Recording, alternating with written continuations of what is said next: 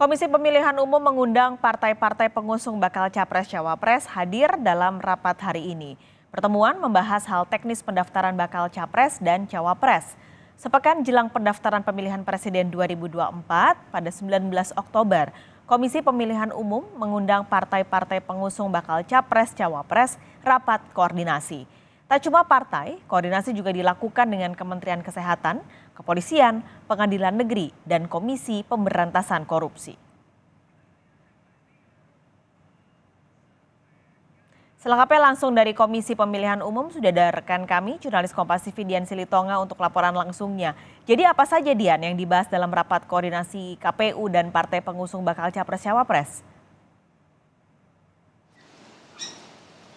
Salah satunya adalah soal syarat dan dokumen yang harus dipenuhi dan juga disiapkan oleh partai politik Paskalis saat mendaftarkan baik Capres maupun Cawapresnya pada 19 hingga 25 Oktober mendatang.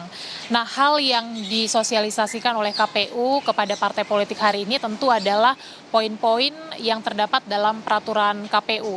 Nah, salah satunya adalah soal aturan yang ada di pasal 222 Undang-Undang Pemilu nomor 7 tahun 2017 yang mengatur bahwa partai politik yang bisa mendaftarkan Capres maupun Cawapres adalah partai politik yang memperoleh 20% kursi di DPR atau setidaknya mendapatkan 25% suara pemilihan anggota DPR pada pemilihan anggota DPR sebelumnya maksud saya.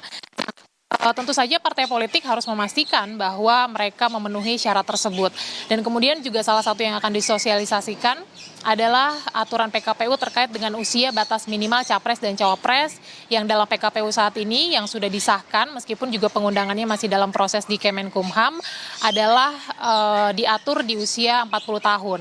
Nah, tapi KPU menyampaikan bahwa akan membuka peluang revisi PKPU kalau nantinya pada tanggal 16 Oktober mendatang Mahkamah Konstitusi memutuskan untuk mengabulkan gugatan usia minimal batas Capres atau batas usia minimal Capres dan juga Cawapres menjadi 35 tahun. Nah, kemudian juga akan menyampaikan soal dokumen apa saja yang harus disiapkan baik oleh parpol maupun Capres dan Cawapres. Seperti misalnya dokumen surat keterangan sehat, kemudian juga surat keterangan catatan kepolisian, kemudian LHKPN, dan juga surat keterangan tidak pernah melakukan tindak pidana. Karenanya seperti yang Anda sampaikan tadi Paskalis, KPU dalam koordinasi hari ini juga akan bekerja sama dengan sejumlah lembaga negara mulai dari Kemenkes, kemudian juga Polri, KPK, dan juga Pengadilan Negeri untuk kemudian nantinya meng-cross-check keaslian atau kebenaran dokumen yang akan dilampirkan oleh partai politik maupun juga Capres-Cawapres yang akan didaftarkan pada 19 sampai 25 Oktober mendatang. Kemudian juga rapat koordinasi hari ini kemungkinan juga akan membahas soal tahapan-tahapan pasca pendaftaran.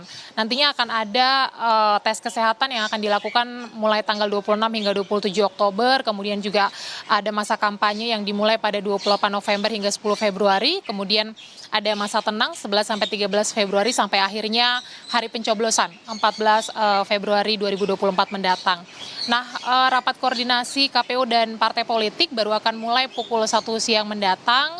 Dan tadi sudah dikonfirmasi oleh pihak KPU bahwa hari ini seluruh partai politik akan hadir dan akan diwakilkan oleh anggota partai yang memang bertugas untuk menghubungkan komunikasi antara KPU dengan partai politik. Nah, tentu bimbingan teknis yang dilakukan hari ini adalah untuk memastikan persiapan dan juga proses pendaftaran nanti bisa berjalan dengan aman, tertib, dan juga lancar. Masih ada 60 menit ke depan, Paskalis, untuk rapatnya dimulai. Kita harus nantikan nanti 60 menit ke depan apa saja hal teknis detailnya yang dibahas oleh KPU dengan partai politik hari ini. Paskalis. Silitonga, terima kasih melaporkan langsung dari Gedung KPU Jakarta.